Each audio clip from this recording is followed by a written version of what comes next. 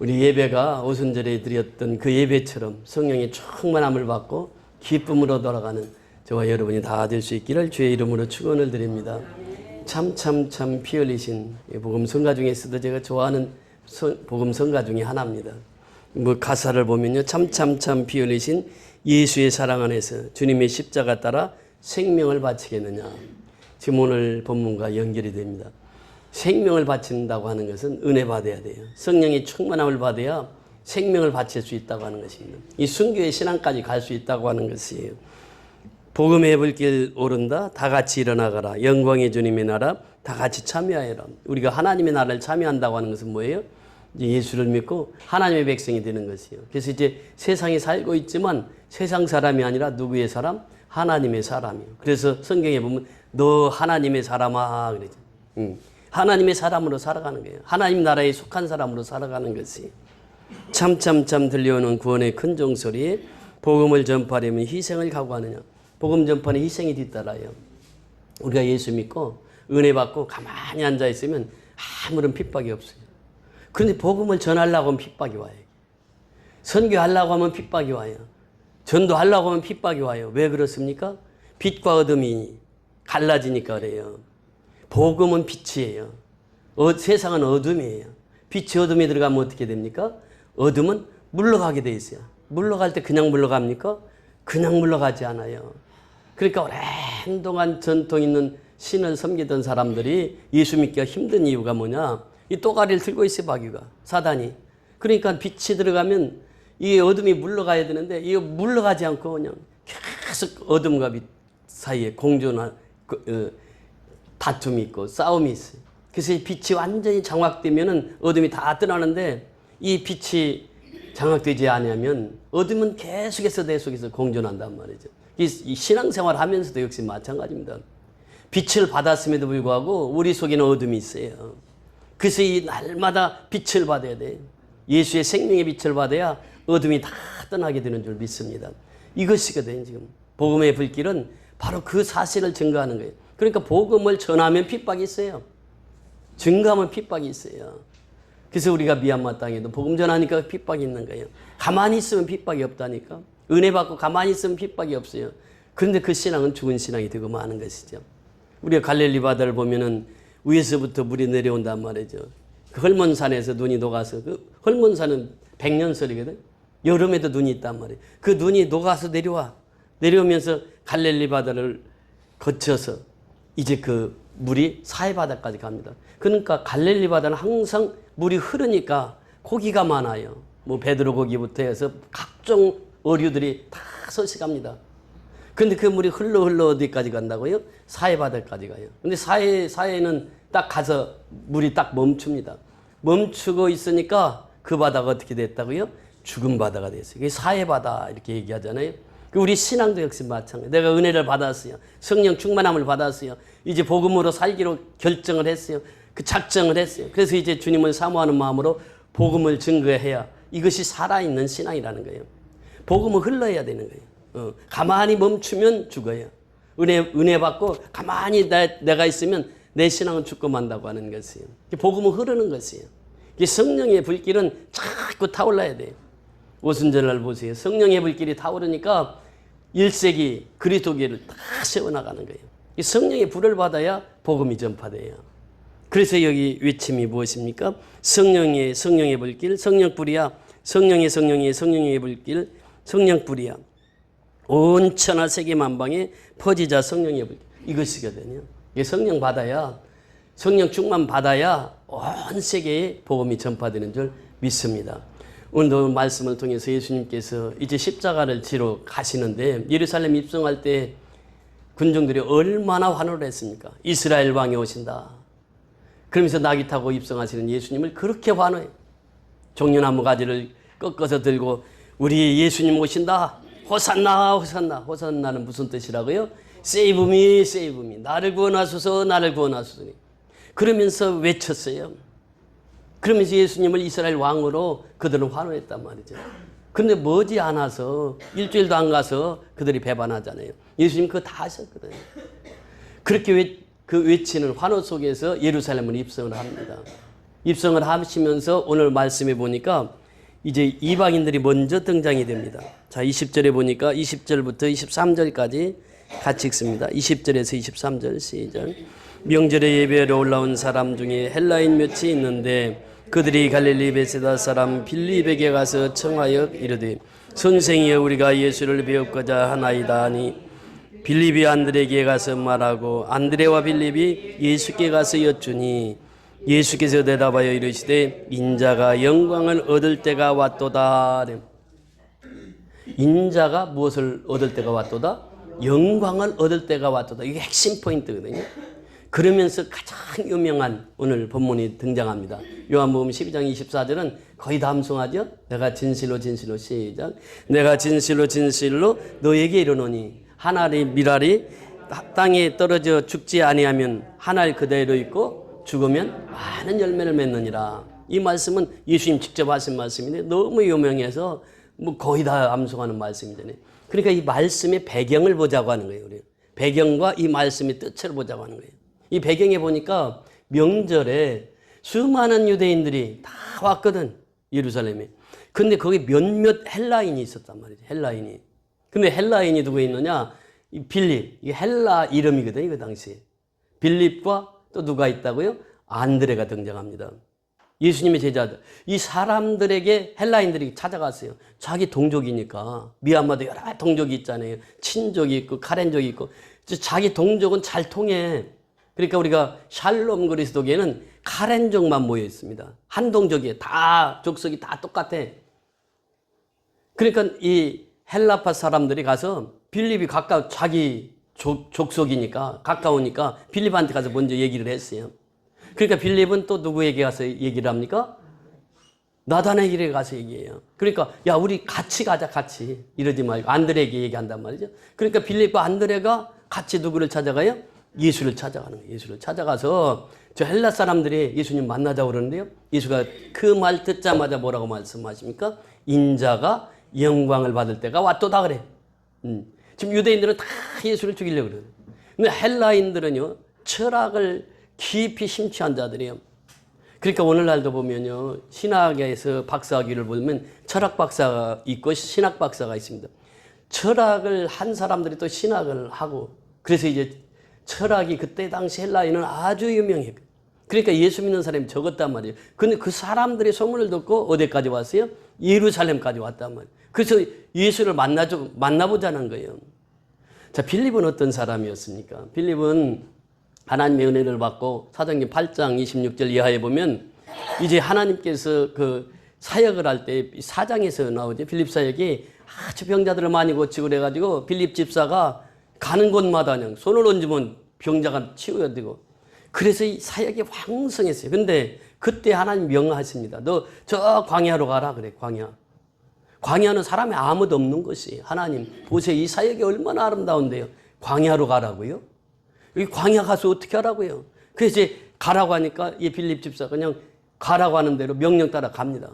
가는데 거기 가서 누구를 만나냐면 에디오파 네시를 만나요. 이 사람 누구냐? 그 여왕의 국고를 맡은 자예요. 지금으로 말하면 우리나라 재정부 장관이에요. 재정부 장관. 이 사람이 그 예루살렘에 왔다가 가는 길에 만나게 됩니다. 그러면서 그 예수를 전해요. 빌립이. 예수를 전하면서 예수를 믿어야 우리가 구원을 받는다. 그러면서 그 네시가 예루살렘에 왔다가 가면서 이사야서를 읽고 있었어요. 성경을 읽고 있었단 말이에요. 그러니까 빌립이 가서 너 그 뜻이 무엇인지 아느냐? 누가 가르쳐주는 사람이 없는데 어떻게 하냐고. 우리가 그러잖아요. 성경 읽다 보면은 참 막히는 게 많아요. 성경이 이게 오묘한 진리라 저도 이렇게 읽고 또 읽고 그래도 모르는 부분은 몰라요. 그러니까 또 여기 원문도 찾아보고 영어 성경도 찾아보고 한글 성경도 찾아보고 여러 가지 번역서 갖다 찾아보고 그렇게 해서 겨우 알아나가거든. 그게 모르지. 그러니까 빌립 집사가 얘기하는 거야. 아, 그건 예수가 이 땅에 오셔서 우리를 위해서 죽으셨는데 그 죽으심에 동참해야 우리가 구원을 받아. 그것이 뭐냐냐? 그게 세례. 내가 물속에서 빠져 죽고 이제 물속에서 다시 살아나야 돼. 세례 받아야 돼. 그래야 구원 받아. 그러니까 어떻게 했어요? 빌립 대시가 저 물이 있는데요? 물이 있으니까 저기 가서 세례 좀 받읍시다. 그래서 물에서 세례를 받아요. 그러니까 세례를 받고 나서 흔연히 떠났더라 그래. 이 사람 흔연이라고 하는 말이 무슨 말인지 아세요? 기쁘게 떠났더라. 기쁘게. 그래서 그 떠났어. 그 에디오피아 내시가 구원을 받고 아프리카가 선교가 됩니다. 여러분 보세요. 한 사람 이방인이 그 사람을 전도했을 뿐인데 그 사람이 가서 에디오피아를 다 선교하는 거예요. 한 사람이 중요한 거죠. 그러니까 여기에서 이제 빌립은 그 일을 했지만 안드레는 너무 귀한 일을 했어요. 안드레도 이제 요한에게 복음을 받잖아요. 복을 받고 저 봐라 하나님의 어린 양이로다. 그러면서 예수를 이제 영접하고 나서 은혜 받고 내가 그리스도를 만났다. 이 소식을 제일 먼저 가서 전한 사람이 누구입니까? 안드레가 전한 사람이 누구예요? 그 신약에서 가장 유명하게 등장한 예수님의 수제자 누구죠? 베드로랍니다. 베드로. 베드로에게 가서 야, 나 예수 만났어. 그리스도 만났어. 메시아 만났어. 한번 가보자. 이게 안드레의 전도 방법이에요. 사람은 예수를 만나면 반드시 예수를 전가하게 되어 있습니다. 이것이 지금 본문에서 등장하는 헬라인들을 몇몇이 왔는데 이 사람들이 행한 것이 뭐냐? 예수 만나니까 빌립처럼, 예수 만나니까 안드레처럼 예수를 전가하는 거예요. 이 빌립과 안드레는 또 요한복음 6장에서 등장하잖아요. 물고기 2마리와 떡 5덩어리로 5,000명을 먹이고도 떡이 몇 광주리가 남았더라? 12광주리가 남았더라. 그래서 이 오병이어 기적을 행할 때 빌립과 안드레가 등장합니다. 안드레는요, 예수님이 명령하니까 어떻게 해요? 군중을 찾아 헤매는 거예요. 찾아서 그 찾는 거예요, 음식을. 그래서 소년에게 물고기 2마리와 떡 5덩어리 찾아내잖아요. 그래서 이것을 갖다 바치면서 예수님께 갖다 바치면서 뭐라고 합니까? 아, 이게 조그마한 것이 무엇을 하겠습니까? 그래요. 그럼 예수님께 바쳤단 말이에요. 그 예수님은 그것을 들고 이제 하늘에 향해서 축사를 하고 그 5,000명을 먹이거든요. 안드레는요, 예수 만나고 나서부터 인생이 완전히 누구에게 꽂혔어요? 예수에게만 꽂혔어요. 그래서 만나는 사람마다 예수께 인도해. 지금으로 말하면 전도한단 말이죠. 그래서 만나는 사람마다 전도해. 내가 예수 믿었더니 이렇게 좋아. 예수님을 믿어야 돼. 예수님께 사람을 그렇게 인도하는 거예요, 지금. 그러니까 여기에서도 안드레가 헬라 자기 동족들이 찾아왔어요. 예수님 만난다고. 그러니까 기쁨으로 야 빌립 너도 같이 가자. 예수님께 같이 가자. 그래서 예수님께 인도해. 그러니까 이 안드레의 일생을 보면요. 일생이 예수 만나고 나서부터 메시아를 만났다고 하는 그 만남에서부터 자기가 죽을 때까지 이 예수를 증거하고 살아요. 그러니까 오순절날 성령이 충만함을 받고 이 안드레가 결국은 이제 성경에 자세히 나오지 않지만은 순교까지 했다는 것이에요. 그러니까 예수님의 제자 중에 12제자 중에 순교하는 사람 누구밖에 없어요? 요한밖에 없어요. 왜 안드레도 순교했다는 거예요. 그러니까 죽을 때까지 성령의 충만함을 받고 예수를 증거하다가 그러니까 우리가 안드레 같은 삶을 살아야 된다는 거예요. 이거 지금 우리에게 보여주는 것이거든요. 안드레는 예수를 만나자마자 예수 증거하기 위해서 일생을 살았던 사람이 안드레다. 이렇게 보시면 됩니다. 그러면서 헬라인들이 찾아오는 모습을 보면서 예수님께서 이제는 인자가 무엇을 받을 때가 되었다? 영광을 받을 때가 되었다. 그래, 영광을. 이게 핵심입니다. 인자의 영광은 무엇입니까? 십자가의 죽음이에요. 그러니까 예수님은 아셨어요. 아, 이제 이방인까지 나에게 오는 것을 보면서 이방인들이 스스로 자기 발로 와서 예수를 믿겠다고 하는 모습을 보면서 인자가 영광을 받을 때가 왔도다 그래요. 예수님이 자기 죽음의 선언이거든요. 영광이라고 하는 것은 십자가란 말이죠. 십자가를 통하지 않고 영광은 있을 수가 없다는 거예요. 우리는 이제 가서 금메달 따면은 우리 하나님께 영광 그러는데요. 그건 진짜 영광이 아니에요. 그건 세상적인 영광이지. 진짜 영광은 뭐예요? 십자가에 죽는 게 영광이라는 거예요. 그러니까 우리가 이 독사라고 하는 이 헬라 독사예요. 이 독사라고 하는 이 단어 자체가 하나 그리스도께 영광. 이것은 바로 십자가 없이는 영광을 돌릴 수가 없다는 거예요. 예수님은 이미 그 헬라인들이 오는 모습을 보면서 야, 나는 이제 죽을 때가 됐구나. 이걸 선언하는 것이 나는 영광을 받을 때가 됐도다. 이걸 선언하는 것입니다. 그러면서 오늘 그 유명한 하나의 미랄이 비유가 등장이 되죠. 하나의 미랄이 어떻게 합니까? 내가 진실로 진실로 너에게 이르노니 하나의 미랄이 어떻게 땅에 떨어져 죽지 아니하면 그래요. 죽지 아니하면 그렇잖아요. 미랄이 조그맣잖아요. 이게 쌀알과 비슷하잖아요. 이 미랄이 땅에 떨어져 죽지 아니하면 그래요. 죽지 아니하면. 죽지 않으면 어떻게 된다고요? 하늘 그대로 있다는 거예요. 그대로 있다. 근데 죽으면 어떻게 돼요? 죽으면 많은 열매가 맺어. 이것이 미랄의 비유거든요. 그 오늘 말씀이 무엇입니까? 한 알의 미랄이 돼요. 이 말이 미랄이라고 하는 것은 뭐예요? 내가 죽어야 많은 열매를 맺는다는 거예요. 죽어야. 이것이 미랄의 교훈이에요. 예수님은 십자가에 죽어야 많은 사람들을 예수님이 구원시킬 수 있다는 거예요. 그래서 한 알의 미랄이 되기 위해서 예수님이 십자가를 향하는 것이죠. 한 알의 미랄이 돼요. 오늘 말씀의 제목이 무엇입니까? 한 알의 미랄이 돼요. 우리가 이제 한 알의 미랄이 된다는 거예요. 예수님이 한 알의 미랄이 되셨어요. 십자가에서. 그러니까 우리도 어떻게 예수님처럼 한 알의 미랄이 돼야 된다고 하는 거예요. 미랄이 된다고 하는 것은 뭐예요? 땅에 떨어져요. 위에서부터 떨어져야 돼. 씨가 떨어져 어떻게 한다고? 죽지 아니하면 그래요. 땅에 떨어져서 땅에 묻혀서 죽어야만 싹이 나고 꽃이 피고 열매를 맺는단 말이죠. 이것이 하나의 미랄의 비유거든요. 죽음이라는 거예요. 그러니까 내가 죽지 않고는 하나의 미랄이 될 수가 없다. 죽어야만, 하나의 미랄은 죽어야만 많은 열매를 맺는다는 교훈입니다. 그래서 우리가 조금 있으면 이제 감자를 심게 되는데, 올해는 감자 캘 때 우리 성도들이랑 같이 가려고 그래요. 가양동 식구랑. 조집사, 졸지 말고 이제 감자 캐러 같이 가. 감자를 심어 놓으면요.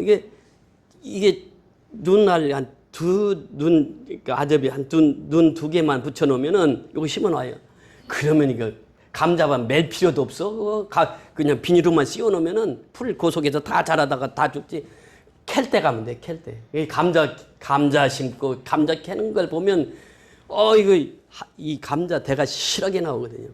그러면 그 감자 캘 때 보면 한 뿌리 딱 잡아들면 몇 개가, 한두 개가 아니에요. 주렁주렁 달려있어. 그럼 그거 캘 때 기분이 얼마나 좋은지 몰라. 요만한 거 심어놨는데, 캘 때는 막 감자 이만한 것들이 많이 들어있어. 그러니까 그 감자의 신운이 어떻게 해요? 땅에 떨어져 죽으니까 많은 감자를 캘 수가 있는 거예요. 이제 감자 캐면 또 캐기 전에 이제 고구마를 심는데, 고구마는 순으로 심습니다. 순으로 심어요. 근데 순으로 딱 꽂아만 놓으면은 이것이 또 지가 자라갖고 고구마 캘 때 보세요. 한 뿌리 빼면 어때요? 이게 덩굴째 들어와, 덩굴째. 그래서 전에 우리 교회 와서 설교하셨던 그 목사님, 그분이 고구마 전도 왕이었거든. 그분이 이제 고구마 전도 왕이 해가지고 전국적으로 다니면서 참 유명하신 그 목사님, 그때 우리 교회에 한 두 번인가 오셨는데, 모셨어요. 김병준 목사님이라고. 이분이 고구마의 원리를 통해서 전도라고 하는 것은, 한 사람 전도하면 그 가족 전체가 구원된다는 거예요. 그래서 이 고구마 전도를 해서 참 우리나라뿐만 아니라 세계적으로 다니면서 그 고구마 전도 왕, 그 목사님 그것을 전도를 하셨는데, 보세요. 한 알의 미랄이 땅에 떨어져 죽으니까 많은 열매를 맺어요. 한 알의 그 감자씨가 눈알 한 두 개만 땅에 들어가서 그 죽으면 많은 감자가 가을에 열린단 말이죠. 고구마 역시 마찬가지예요. 한 알의 미랄이 중요한 것이에요. 안시연이라고 하는 청년이 있었습니다. 이 청년은 의대를 다니면서 성경책 다 사가지고 다녀. 사가지고 다니면서, 의대가 얼마나 어렵습니까? 그 공부가. 시험 기간에도 가서 전도하네. 그러니까 어떻게 했겠어요? 시험도 떨어지고 그랬어. 그래가지고 이제 군의관으로 이제 군대를 갔어요. 군의관으로 가서, 군의관 가서 또 역시 마찬가지야. 성경책하고 항상 자기 전도지를 항상 갖고 다녀. 그러면서 치료하러 오는 군인들에게 전부 성경책을 선물하면서 전도를 해. 이분이 생전에 전도한 사람이 수천 명입니다. 근데 이분이 33살에 그 유행성 출혈열로 소천을 합니다. 33살에 예수님 나이하고 똑같죠. 그래서 영락교에서 이제 장례식을 치르는 거예요. 근데 영락교에서 장례식을 치르는데 장례 인파가 한경직 목사님 소천에 왔을 때보다도 더 많은 인파가 왔다는 거예요. 그래서 이제 그 유족들이 물어봤다는 거예요. 모르잖아요. 그러니까 저 의사가 나 병 고쳐줘서 예수 전해줘서 내가 예수 믿고 구원받아서 그래서 안 올 수가 없어서 왔다고. 이 인파들이 수천 명이 왔다는 거예요. 그러면서 그 젊은 의사가 어찌 보면 바보같이 살았지만 그 인생의 열매가 아름답게 열매를 맺었다고 하는 것입니다. 한 알의 미랄이에요. 한 사람의 희생이 그를 통해서 수많은 수천 명의 복음이 전파되었다고 하는 것입니다. 한 알의 미랄의 비유예요. 자, 이 말씀을 계속 보시면요. 내가 진실로 진실로 너에게 이르노니 한 알의 밀이 땅에 떨어져 죽지 아니하면 한 알 그대로 있고 죽으면 많은 열매를 맺느니라. 죽어야 많은 열매를 맺는다는 거예요. 25절 참 중요한 말씀 계속 이어집니다. 25절 시작. 자기의 생명을 사랑하는 자는 잃어버릴 것이요 이 세상에서 자기의 생명을 미워하는 자는 영생하도록 보존하리라. 이 말씀이 얼마나 중요한지 몰라요. 참 중요한 말씀이에요. 자기 생명을 어떻게 해요? 사랑하는 자는 어떻게 한다고요? 잃어버리는 거예요. 패러독스 아니에요? 역설적이에요. 성경은. 자기 생명을 사랑하는데 왜 잃어버리냐고. 잃어버린대 그런데 또 자기 생명을 미워하면 어떻게 한다고요? 영원한 생명을 얻는데 이게 생명이라고 하는 단어가 이제 겹쳐서 나오는데 이게 영어 성경에도 해답이 안 나옵니다. 이게 우리 성경에서도 이게 해답이 잘 안 나와요. 보면 원문으로 가야 이 구절을 해석이 정확하게 할 수 있어요. 여기에 보면요, 자기의 생명 이건 푸시케입니다. 푸시케의 생명이에요. 자기 생명이요. 어머니의 태로부터 받은 생명 이게 푸시케 생명이라고. 육적인 생명이라네. 이게 생명을 사랑하는 자는 잃어버릴 것이요. 또 두 번째, 이 세상에서 자기 생명을 미워하는 자는 여기에 생명이 등장하는데 여기도 역시 푸시케예요. 이 사람은요 자기 생명대로 살아가요. 자기 생명을 사랑하고 살아가요. 어떤 사람은 자기 생명을 미워하는데 이 미워한다고 하는 것은 뭐냐? 이 사랑한다고 하는 거, 미워한다고 하는 거. 육신의 생명을 사랑하는 자나 육신의 생명을 미워하는 자는 똑같이 다 지옥 갈 수밖에 없어요. 그런데 이 영생하도록 보존하리라. 이 영생이라고 하는 건 이건 푸시케가 아닙니다. 여기는 조회라고 하는 단어를 써요. 그러니까 앞에 둘은 푸시케예요. 육적인 생명이란 말이죠. 육적인 생명 가지고는 천국 갈 수 없다 그 말이에요. 그렇잖아요. 내가 죽어야 천국 가는데 육적인 생명 가지고는 천국 갈 수 없다. 영적인 생명만이 천국 갈 수 있다라고 하는 거예요. 우리나라의 대표적인 인물들 보면 세종대왕이 있고 또 바다의 수군을 했던 이순신 장군이 있습니다. 이순신 장군이 무슨 얘기를 합니까? 생적 필사, 사적 필생 그래요. 죽고자 하면 살고, 살고자 하면 죽는다는 거예요. 이순신 장군 그 얘기를 했잖아요. 근데 육신적으로 이 말은 이해가 안 된다는 거예요. 그러니까 영적인 의미에서 이 말씀이 들어와야 된다는 거예요. 이 한 알의 밀알의 교훈을 얘기하면서 육적인 생명 죽고 사는 거 그걸 말하는 게 아니라 예수를 믿으면 영원히 산다고 하는 조회의 생명을 얻는다고 하는 부식의 생명이 아니라는 거예요. 핵심은 여기에 있습니다. 우리가 다 똑같이 살아요. 사는데 어떤 사람은 그냥 살다가 그 생명 가지고 죽어. 부모의 준 생명 가지고. 그런데 어떤 사람은 예수를 믿어. 그래서 예수 생명을 얻어. 이 사람은 어떻게 한다고요? 영원히 산다는 거예요. 그 생명 자체가 다르다니까. 부식의 생명이 있고 조회의 생명이 있다는 거예요. 영원한 생명이 있다는 거예요. 영적인 생명이 있다는 거예요. 한 알의 밀알의 땅에 떨어져. 그러니까 예수님이 십자가에 죽으심을 미리 예표로 말씀하시면서 내가 영광을 받을 때가 왔도다. 이게 십자가의 죽음을 말하고 한 알의 밀알의 비유를 통해서 또 예수님이 또 다시 말씀하신 거예요. 밀은 죽거나 살거나 상관없어요. 이것은 푸시케의 생명이란 말이에요. 그런데 이 영원한 생명이라고 하는 것은 예수를 믿어야만 얻어지는 생명이에요. 이것이 영원한 생명이에요. 그러니까 예수 믿게 하기 위해서 우리가 최선을 다하는 것 아니에요. 그 우리 예수 믿는 사람이 해야 할 일은 뭐냐? 예수 생명 전하는 길이에요. 이것이 우리가 해야 할 최선의 방법이고 최고의 하나님께 영광을 돌리는 것이고 하나님이 원하시는 것이에요. 그래서 우리는 부식의 생명으로 살아가는 것이 아니라 무슨 생명으로 살아간다? 조회의 생명으로 살아가는 거예요. 영원한 생명을 얻은 자예요, 우리는. 그러니까 그 영원한 생명을 얻은 자는 그 영원한 생명을 전해야만 하는 거예요. 요즘에는 유튜브가 있어서 참 공부가 많이 됩니다. 옛날엔 설교 준비할 때도요, 유튜브 같은 게 없으니까 참 자료 찾기가 힘들고, 또 그래서 이제 사전 같은 걸 보고 이렇게 설교 준비를 하고 그러는데, 요즘은 유튜브가 있어서 너무 좋아요. 제가 유튜브를 보면서 참 은혜 받은 분이 있는데, 그 볼리비아라고 하는 그 나라의 정은실 선교사님이 갔어요. 예, 선교하러. 우리나라 사람 1호 선교사로 가셨습니다. 근데 이제 그 장로교에서 목사 안수를 받고 선교사로 갔는데 볼리비아에 처음 가서 말을 할 수가 있나? 아는 사람이 있나? 아는 사람도 없고. 그때 그 장치연이라는 그 어린이가 12살 때 애들 데리고 이제 갔어요. 갔는데 이제 애들 데리고 갔으니까 학교를 넣어야 되잖아요. 학교 갔다 오면 이 아이들이 아빠, 나 학교 안 가. 왜? 알아들어야지. 선생님이 가르치는 걸. 뭘 알아야지. 알아야 학교도 가서 재미가 있고 그런데, 아이, 모른다고 안 간다고. 그러니까 아버지 입장에서는 자기도 답답해 죽겠는 거예요. 자기도 통하는 사람이 있어야지. 그래서 저 농사일부터 시작했어요. 농업, 그러면서 이제 농업에서 또 이제, 야, 이거 교육이 얼마나 중요한지 모르는 교육을. 그래서 이제 신학교를 세워서 초대 총장이 되시는데, 교육. 그 다음에 이분이 하신 것이 의료. 세 가지 이 사역을 합니다. 그러면서 아이들을 키웠어요.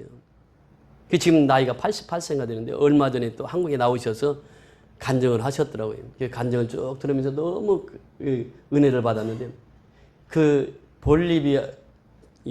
볼리비아는 지금 리튬이라고 하는 그 전지 이게 세계에서 매장량이 1위입니다.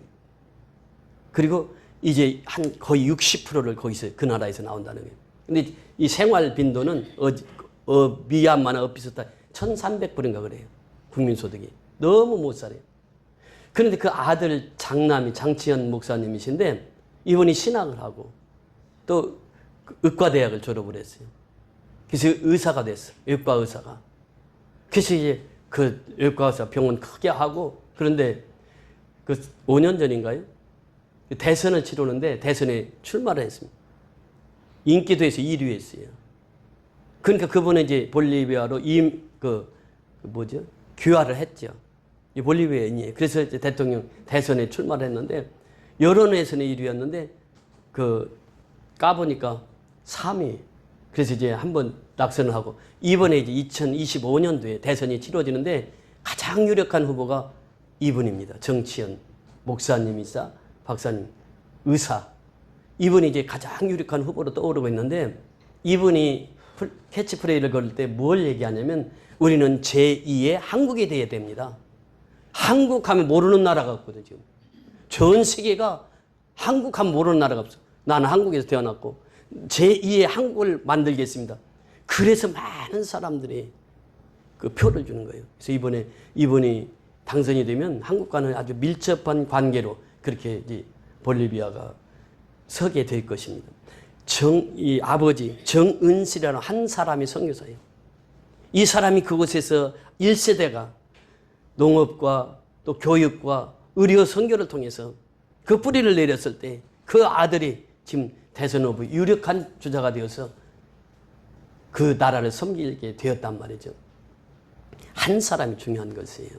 그 한 알이 밀알이 땅에 떨어져 죽지 않으면 한 알 그대로 있는 거예요.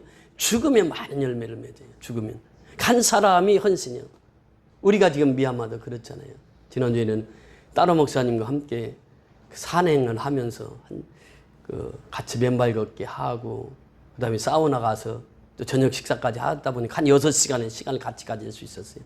그러니까 미얀마 가도 뭐 잠시 잠깐 얘기했지 이렇게 6시간 이렇게 긴 시간 얘기할 수 있는 시간이 없었어요. 근데 그 얘기를 하는 거예요. 양곤교회 세워서 지금까지 지나온 얘기를 쭉 하면서 양곤교회 가면 이제 장로님이랑 저랑 갔을 때 초창기에는 한 교회밖에 없으니까 거기에서 막 4박 5일 동안 부흥회를 하고 오는 거예요. 설교만 끝나면 나는 피곤하니까 가서 잠자는 집이 있어. 또 뚱뚱한 여집사님 집이 있는데 그때는 처녀였어요. 40대가 넘었는데 그래서 이제 기도 제목이 뭐냐 하니까 결혼하고 싶다는 거예요.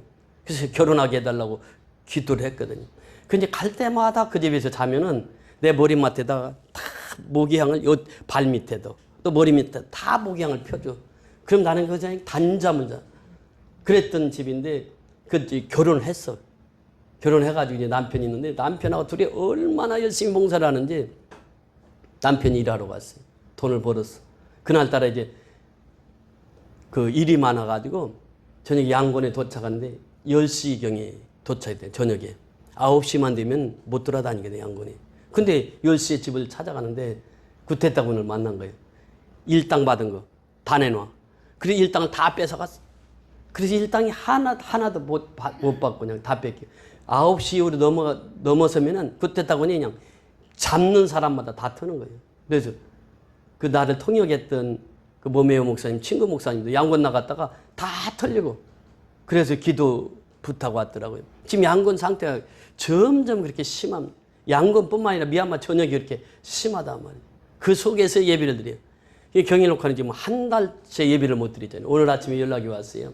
목사님, 다음 주부터는 몇 사람이라도 모여서 예배를 드리겠습니다. 한 달 동안 예배를 못 드려요. 왜냐면 구테타군들이 예배당이 크잖아요. 그러니까 예배당에서 이 찬송 소리 나고 예배 드리는 것만 알면은 큰일 하거든. 다 잡아가 버리거든. 교회를 폐쇄하고. 그렇게 예배를 못 드리게 하니까 예배를 못 드려도 한 달 정도를 못 드리고 있어요, 지금.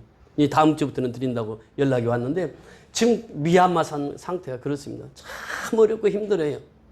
그런데도 그 생명의 복음, 우리가 계속해서 복음의 씨를 뿌리니까 미얀마가 점점 이제 그 복음을 받고 예수를 믿는 사람들이 더 나가는 것이에요.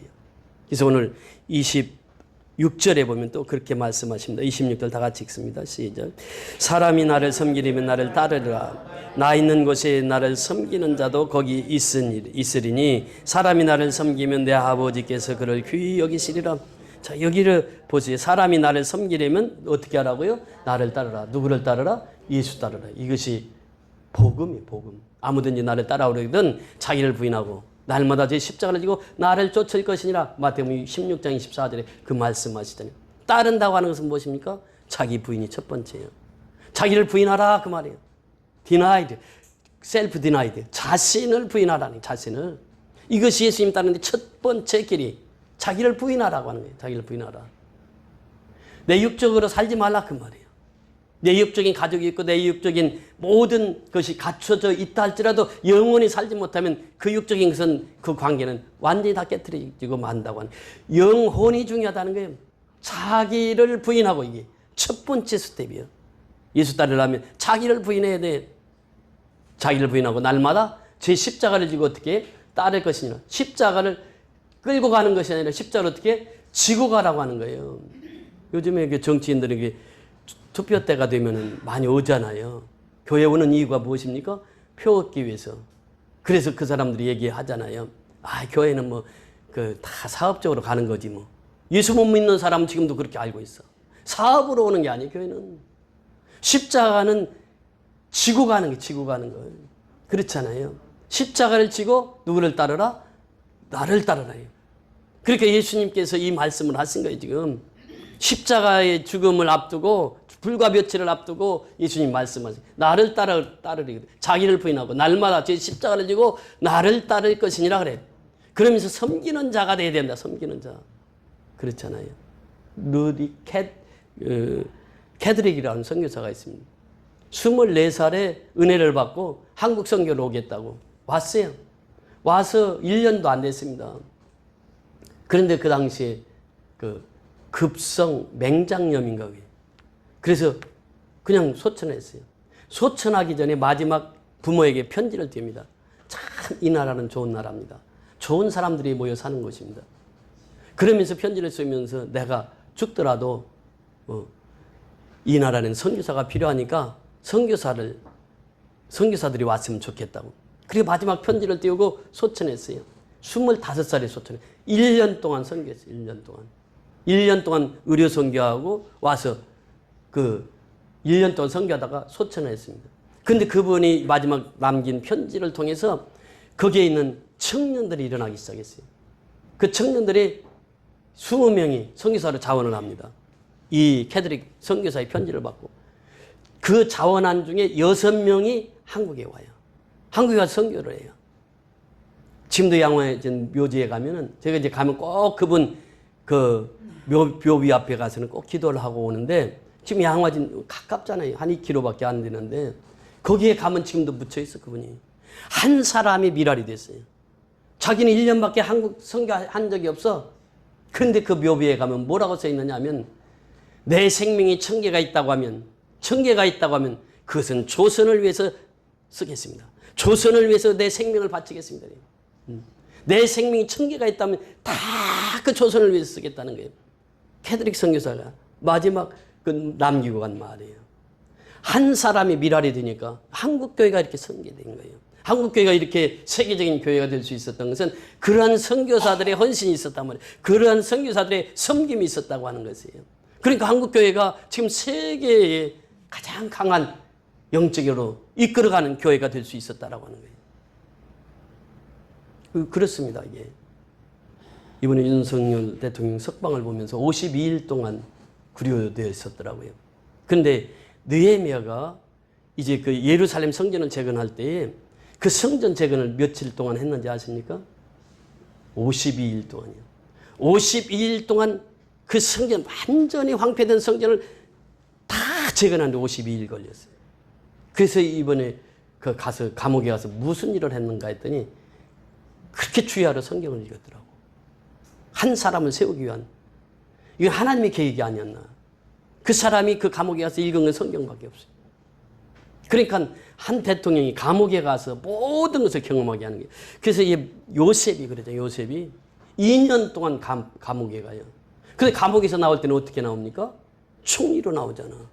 죄인으로 가서 2년 동안 감옥에 갔었는데. 그러니까 우리가요, 만델라 보세요. 만델라 대통령. 그 대통령 오랜 동안 감옥에 계셨잖아요. 그래서 기자들이 생각을 했어. 저렇게 오랜 동안. 그리고 나이가 70이 넘었거든. 그러니까 아주 조치하고 나올 줄 알았어요. 근데 나오는데 보니까 어때요? 건장하니 나와요. 그래서 대통령을 하잖아. 만델라가. 그러니까 인생은요, 이게 고난이 올 때 이 고난으로 받아들이는 사람은 비신자예요. 예수가 없는 사람이요.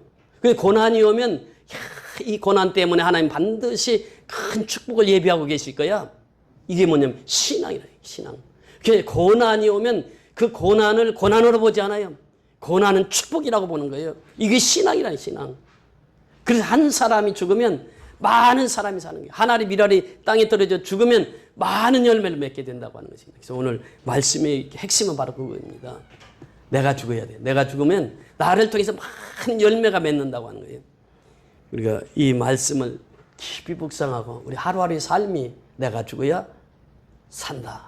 이것을 늘 깨닫고 내가 죽고 예수로 사는 저와 여러분이 다 될 수 있기를 주의 이름으로 축원을 드립니다. 할렐루야. 고맙고 감사하신 아버지 은혜를 감사를 드립니다. 오늘도 귀하고 복된 시간 우리에게 허락해 주셔서 이렇게 생명의 말씀으로 은혜 받게 해주심을 감사를 드립니다.